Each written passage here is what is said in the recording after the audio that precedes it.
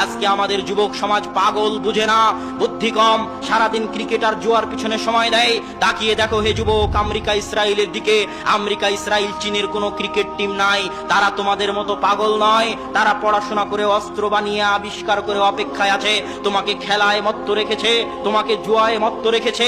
একদিন তোমাকে কচু কাটা করে কাটবে, অপেক্ষায় আছে যুবক। তোমার বুদ্ধি কম, তুমি বুঝতে পারো না। যাও তুমি পদ্মা সেতুতে গিয়ে দেখো, যারা আজ পদ্মায় ইঞ্জিনিয়ার, ম্যানেজার, ডিজাইনার, সবাই চায়না, কোরিয়া থেকে ভাড়া করে আনা। আর মাথায় ইট পাটকেল নিয়ে পাইলের মধ্যে ফেলতেছে যে লেবার, ওই লেবার হচ্ছে বাঙালি, বাংলাদেশি। এত অধপতন কেন?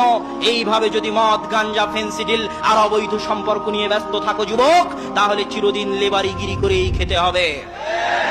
অতএব এখনই সজাগ হতে হবে, আত্মমর্যাদাশীল হতে হবে, নিজেকে দাম দেওয়া শিখতে হবে। দাম দেওয়া কাকে বলে? আত্মমর্যাদা কাকে বলে? সমুদ্রে যখন একটা পানা চলে, খড়কুটো চলে, স্রোত যেই দিকে যায় ওই পানা খড়কুটো সেই দিকে যায়। ওই পানা খড়কুটোর কোনো দাম নেই, কোনো শক্তি নেই। কিন্তু যখন একটা নৌকা চলে, নৌকার শক্তি থাকে আলাদা। যেদিকে ইচ্ছা সেদিকে যেতে চায়, স্রোতের মোকাবেলা করে যেতে চায়, তার মানে তার দাম আছে, শক্তি আছে। যুবক, যখন তুমি কোনো খেলা দেখে খেলোয়াড়ের অনুসরণ করতে চাও, কোনো মুভি ছবি দেখে যেই নায়কের অনুসরণ করতে চাও, মা এবং বোনেরা যখন সিরিয়াল দেখে সেই সিরিয়ালের নায়িকার অনুসরণ করতে চায়, পাখির ড্রেসের অনুসরণ করতে চায়, তখন বুঝতে হবে তাদের মধ্যে আত্মমর্যাদা নেই। তারা নিজেদেরকে দাম দিতে জানে না। যদি আত্মমর্যাদা থাকতো যুবক, তাহলে ভাবতে, আমি কেন এই খেলোয়াড়, এই নায়কের অনুসরণ করব? আমি তো এমন কাজ করব যেন একদিন এই খেলোয়াড়, এই নায়ক আমার রাসূল মুহাম্মদ সাল্লাল্লাহু আলাইহি ওয়াসাল্লামের অনুসরণ করে।